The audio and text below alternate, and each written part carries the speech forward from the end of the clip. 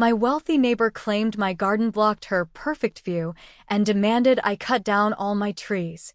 When I refused, she hired workers to trespass and chop them down. Smiling, she said, "I get what I want. I own this neighborhood." I showed her the security footage and whispered, "You just admitted to felony trespassing." I live in a quiet neighborhood in Charleston, South Carolina.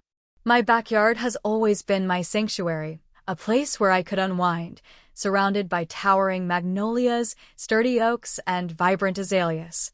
The trees provided shade, privacy, and a habitat for local wildlife. I took pride in maintaining my garden, ensuring it remained a peaceful retreat. A few months ago, Eleanor moved into the grand house next door. She was an older woman, exuding an air of sophistication and entitlement. From our initial interactions, it was clear she came from old money and was accustomed to getting her way. Her house was immaculate, with perfectly manicured lawns and pristine white columns. In contrast, my garden had a more natural, slightly wild charm. Our first real conversation occurred one sunny afternoon. I was tending to my roses when I heard the unmistakable sound of heels clicking against the stone pathway that separated our properties. I looked up to see Eleanor approaching, a tight smile on her face. "Good afternoon," she began, her tone polite but distant. "I hope I'm not disturbing you." "Not at all," I replied, wiping my hands on my gardening apron. "What can I do for you?" She glanced towards my trees, her expression turning slightly disapproving. "I've noticed that some of your trees are obstructing the view from my sunroom. I've recently had it renovated to capture the beauty of the Ashley River, but unfortunately, your foliage is in the way." I was taken aback. These trees have been here for decades. They provide shade and privacy for my family. "I understand," she said, though her tone suggested otherwise. "But perhaps you could consider trimming them or even removing a few. I'd be more than willing to cover the costs." I shook my head. "I appreciate the offer, but I'm not comfortable altering my garden. These trees mean a lot to me." Her smile tightened. "I see. Well, I hope you'll reconsider." Over the next few weeks, I noticed Eleanor watching my garden from her porch. It made me uneasy, but I tried to brush it off. Then, one evening, I returned home to a shocking sight. Several of my trees had been cut down, their branches strewn across the lawn. A group of workers was in the process of removing the debris. "What is going on here?" I demanded, approaching the workers. One of them looked up, clearly startled. "Mrs. Eleanor hired us, ma'am. She said she had permission to remove these trees." "Permission? From whom?" My voice was rising with anger. Before he could answer, Eleanor appeared, looking completely unbothered. You're home. I took the liberty of having those trees removed. Now we both have a better view." "You had no right to do this," I said, my hands trembling. She waved a hand dismissively. "I get what I want. I own this neighborhood." I felt a surge of rage, but took a deep breath. Without another word, I turned and went into my house. I pulled up the footage from my security cameras, which had captured everything: the workers trespassing, the destruction of my property, and Eleanor's smug demeanor. The next morning, I went to her house, tablet in hand. She was on her porch, sipping tea as if nothing had happened. "Eleanor, we need to talk." She looked up, feigning surprise. "Oh!" "About what?" I played the footage for her. Her face paled as she watched. "This is felony trespassing and vandalism," I said quietly. "I suggest we discuss how you're going to make this right before I involve the authorities." Her teacup trembled slightly in its saucer. "Perhaps we can come to an arrangement," she murmured. In the end, Eleanor paid for the full restoration of my garden and made a generous donation to the local arborist society. Our interactions have been minimal since, but every time I step into my backyard, I'm reminded of the importance of standing one's ground. She did pay for the damage. She even acted a little humble about it for a while. But something in her eyes never changed. That smug, cold look. Like she wasn't done yet. Like she had only lost the first round. I started noticing little things. The garden restoration team came, but they said some of the permits were being delayed. Strange, considering I had all my paperwork in order. A week later, the city sent me a notice saying I needed to submit updated landscaping plans due to new local ordinances. I asked around. No one else in the neighborhood got those letters. Then my water pressure dropped. A plumber came out and told me someone had tampered with the valve near the street. Just loosened it enough to make things difficult. We fixed it, but it kept happening. Again. And again. Next came the complaints.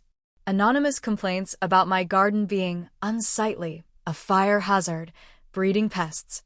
City inspectors showed up unannounced twice. They looked embarrassed.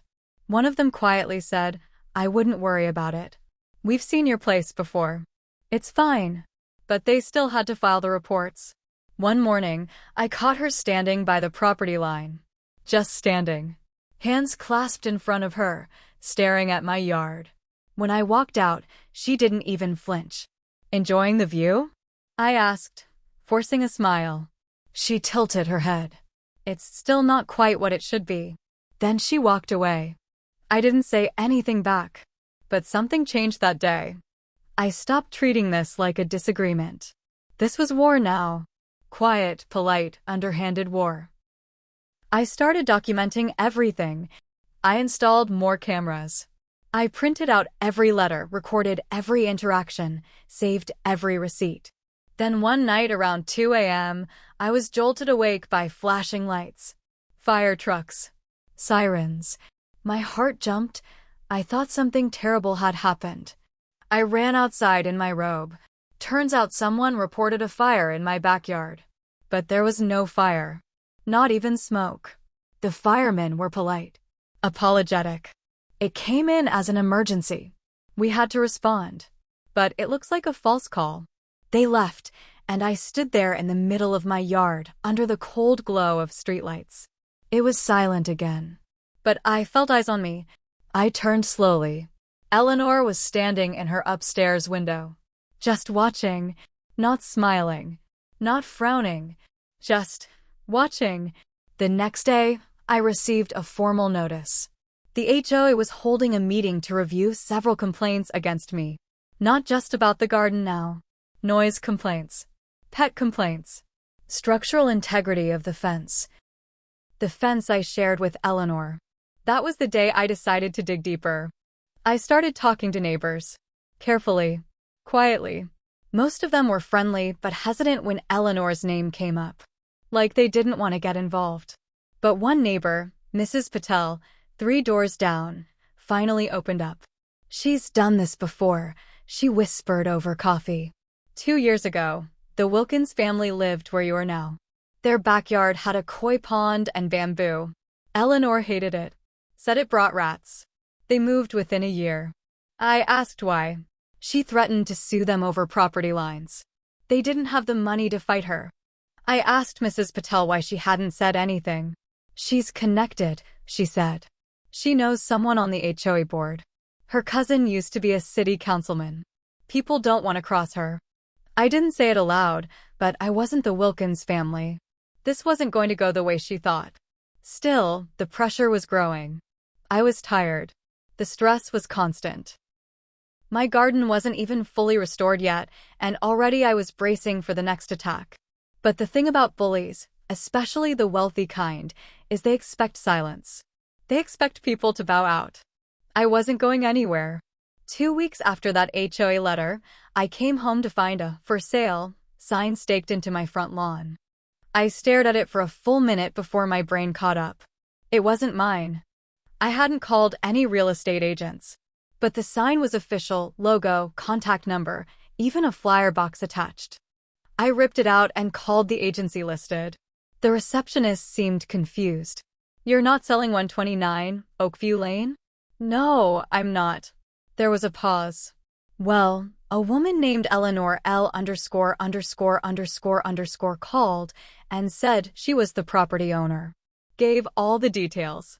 I couldn't even respond at first. I just stood there gripping the phone, trying to keep my voice level. "I want you to remove all listings immediately. And I will be contacting a lawyer." "Yes, of course." I'm so sorry. We'll handle this. They did take it down, but the message was clear. Eleanor was getting bolder. I filed a police report. Impersonation. Fraud. They took it seriously. They even sent someone out to take a statement. But the officer told me quietly, "Don't expect this to go far unless you've got solid evidence." I did. I already had hours of camera footage, call logs, and now this new fake real estate stunt. The day after that, my mailbox was knocked over. A week later, sugar in my gas tank. The mechanic said it wasn't enough to ruin the engine, but it definitely wasn't accidental. Then it stopped. No more calls. No more notices. No more fake emergencies or late-night nonsense. Quiet. Too quiet. I was on edge constantly. Checking windows. Watching the cameras. Nothing happened for almost a month. Then, my dog Charlie got sick. Charlie's a golden retriever, old, friendly, healthy. But he started vomiting and wouldn't eat. I rushed him to the vet, terrified. They ran tests. Rat poison, the vet said. Do you keep traps in your backyard? No, never. We see this sometimes when pets get into it accidentally, maybe from a neighbor's property. Charlie survived, but barely. I started crying in the vet's office, from relief, from anger, everything. That was the line. Eleanor didn't just want her view back. She wanted me out. She was playing a long game, using money and connections to wear me down. But targeting Charlie? That was personal. That night, I went into my shed, opened the storage cabinet, and pulled out the box labeled Dad's legal files. My father had been a lawyer, real estate, and property disputes mostly. Before he passed, he taught me a lot. I made some calls. Quiet calls. To people he used to work with. Old friends. Ones who didn't owe Eleanor a damn thing. Over the next 2 weeks, I gathered everything, every false claim, every complaint, the fake real estate stunt, the poisoned dog, the tampering, the camera footage. I compiled it into a thick, detailed file. Then I filed for a civil harassment restraining order and a lawsuit for damages, nuisance, and trespassing. I also contacted a journalist, one who had previously written a piece on neighborhood abuse by wealthy homeowners. But here's the twist no one saw coming. The HOA meeting still happened. I showed up with my file, expecting the worst. But Eleanor didn't show up. Someone else did. Her nephew. He stood up and announced that Eleanor had been placed into a private care facility due to ongoing mental health issues. She was diagnosed with a degenerative condition, and she would no longer be managing her estate. Everyone sat in stunned silence. I kept my face still, but inside, I had questions. Was it real? Was this a final play? Or was it just beginning again under someone else's name? The room was silent after her nephew's announcement. He gave some canned speech about privacy, understanding, and the need for compassion. He offered to cover any unresolved property matters with me and said he hoped we could all move forward peacefully. Most of the HOA nodded. A few people even looked relieved. They probably thought the nightmare was over. But I wasn't buying it. Eleanor didn't strike me as the type to lose her mind overnight. And if she was being cared for, why was her car still in the driveway? Why were the lights on every night, curtains twitching when I walked past? Something didn't add up. So I waited. I kept my cameras running. And one night, just after 1 a.m., I caught it, grainy but clear enough. A figure in a long coat creeping along my fence line. They walked slow, checked the gate, tried the latch, backed away when the camera light blinked on. Next day, I went to the county office. Eleanor's property wasn't under any conservatorship. No power of attorney had been filed. There was no record of her being in a care facility. It was a lie. A cover. I went back to my lawyer. We filed again. This time, criminal charges were on the table: false impersonation, fraud, harassment, attempted poisoning. The local paper got wind of it. That journalist? She ran with the story. Socialite heiress allegedly fakes mental breakdown to avoid harassment lawsuit. Photos, interviews, all of it. That's when the real fallout began. Turns out Eleanor's nephew wasn't a sweet family caretaker, he was in on it. They'd cooked up the mental illness story together, hoping to get the heat off her until things blew over. But with the press involved, the DA couldn't ignore it. The police raided the house. Found journals, maps of my backyard, and even sketches planning alternative garden layouts that pushed my property line back by 5 feet. She'd been planning more than harassment. She wanted my land. But here's the part one didn't expect. The court wanted to know why I hadn't reported some of the earlier incidents right away, like the gas tank, the mailbox, the signs. They asked why I didn't call animal control when Charlie got sick. They suggested I had let things escalate. I got defensive. Angry. But they were right. I waited too long. I wanted to win so badly that I let her push me. I didn't protect myself early enough. I gave her room to move. The case dragged on for months. Eventually, Eleanor was found mentally fit to stand trial. Her nephew was charged with conspiracy and obstruction. I won the civil suit. Got money for damages. Public apology. Full restraining order. The works. But the garden? It's not the same. Most of the trees are gone. Charlie's older now, slower since the poisoning. Some neighbors stopped talking to me, worried I brought trouble. But I sleep better. Because Eleanor's house? It's empty now. Overgrown. For sale, this time for real. The windows are boarded.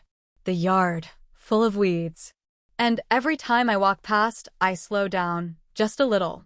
Look at the gate, the cracked stone path. Because I didn't just outlast her. I buried her legend.